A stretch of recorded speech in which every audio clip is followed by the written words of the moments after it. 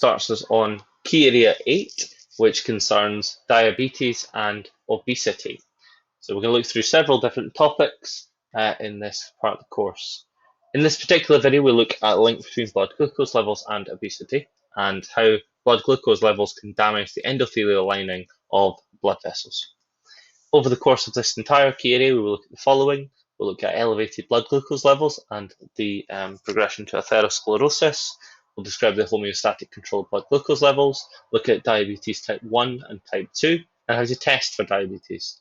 We'll look at the impact of BMI, which is body mass index, on calculating body fat, and explain examples of people reducing the risk of coronary vascular disease.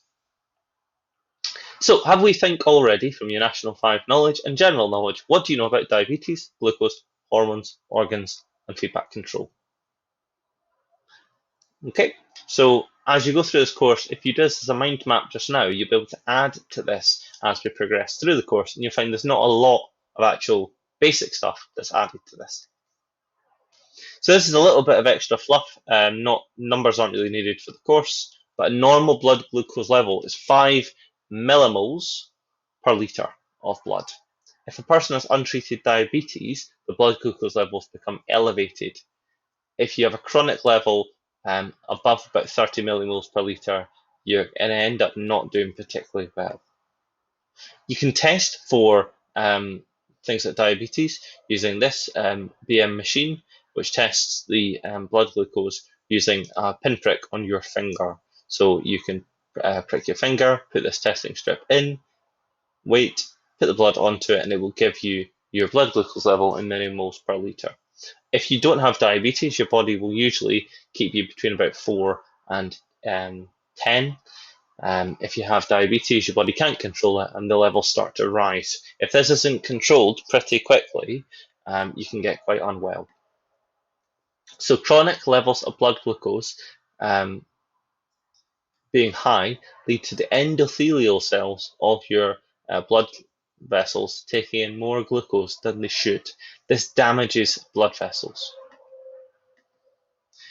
This can lead to something called a peripheral vascular disease. It can lead to cardiovascular disease, or it can lead to strokes. The small blood vessels that are damaged by this elevated glucose can result in hemorrhages of the blood vessels in the retina, and damage to the kidneys, so renal function, or in peripheral nerve dysfunctions.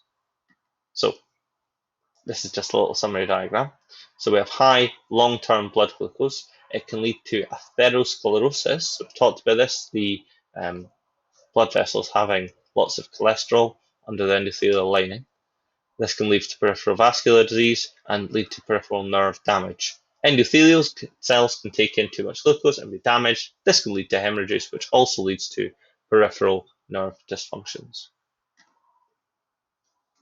So we talk in future lessons about how we're going to regulate our blood glucose levels. For the purposes of this video, we just need to know that chronic elevation of blood glucose levels leads to the endothelial cells taking more glucose than normal. This damages the blood vessels. Atherosclerosis may develop, leading to cardiovascular disease, stroke, or peripheral vascular disease.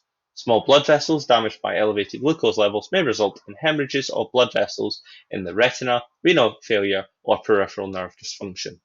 That is all we need to know for this particular 8A subsection.